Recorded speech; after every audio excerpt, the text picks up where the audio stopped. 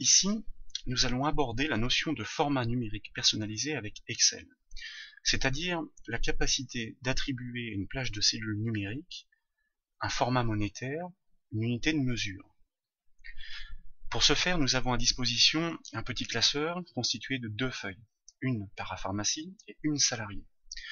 Dans la feuille parapharmacie, nous avons un tableau qui liste certains produits dans une colonne désignation. Chacun a une contenance, les nombres sont tapés de façon brute, sans unité de mesure, et des prix. Là aussi, pas de format monétaire. Et une feuille salariée, dans laquelle nous avons une liste de salariés avec, entre autres, leur nom, prénom, mais aussi leurs codes postaux, et vous pouvez constater que pour certains d'entre eux, un problème existe puisque les zéros en préfixe n'apparaissent pas. En effet, Excel, par défaut, élimine le 0 en préfixe 007 équivaut à 7.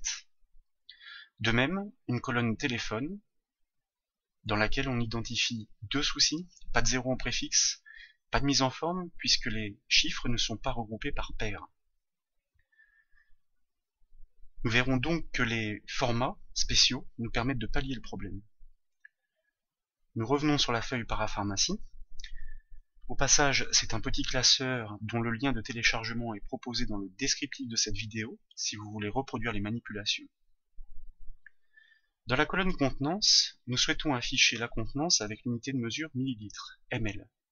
Nous pourrions être tentés de l'écrire directement dans la cellule. C'est la première chose à ne jamais faire. Exemple, nous sélectionnons la cellule, nous enfonçons la touche F2 du clavier pour passer en mode saisie, et nous tapons ml.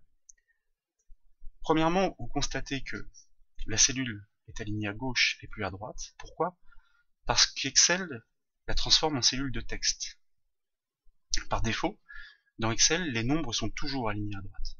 Pour preuve, si vous tentez de sommer ces nombres, vous remarquez, en cliquant sur Somme automatique, qu'Excel exclut la cellule sur laquelle vous avez tapé l'unité de mesure.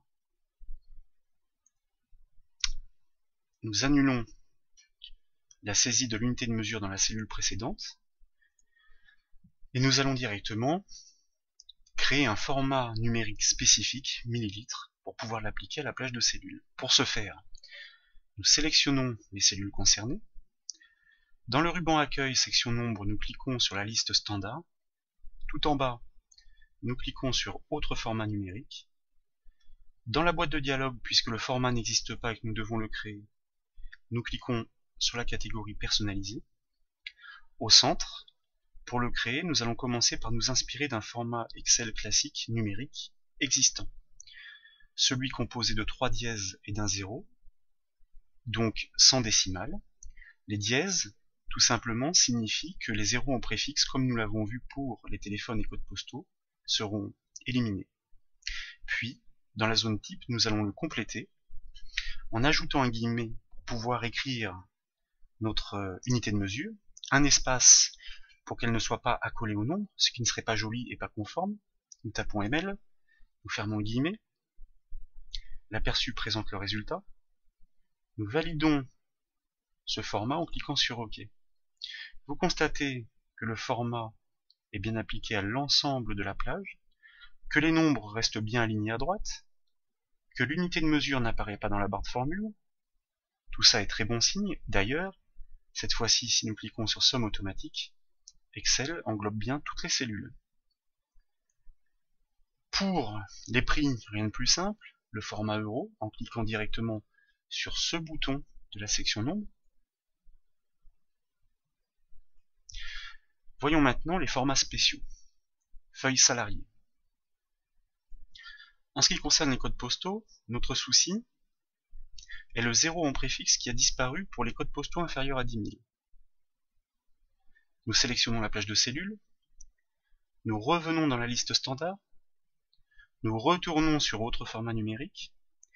Cette fois-ci, le format existe, il n'est pas à créer. Donc, nous n'allons pas dans la catégorie personnalisée, mais la catégorie spéciale, dans laquelle le premier type qui est proposé est le type code postal. Nous le sélectionnons, nous cliquons sur OK, et vous remarquez que tous les zéros en préfixe sont rajoutés. Pas de séparateur de milliers pour les codes postaux, ce qui est normal. Pour les téléphones, Même démarche. Nous les sélectionnons. Nous recliquons sur la liste, autre format numérique, catégorie spéciale, et dans la liste, numéro de téléphone. Nous validons par OK. Nous récupérons le 0 en préfixe et vous remarquez la mise en forme. La lecture est beaucoup plus simple puisque les chiffres sont regroupés par paire.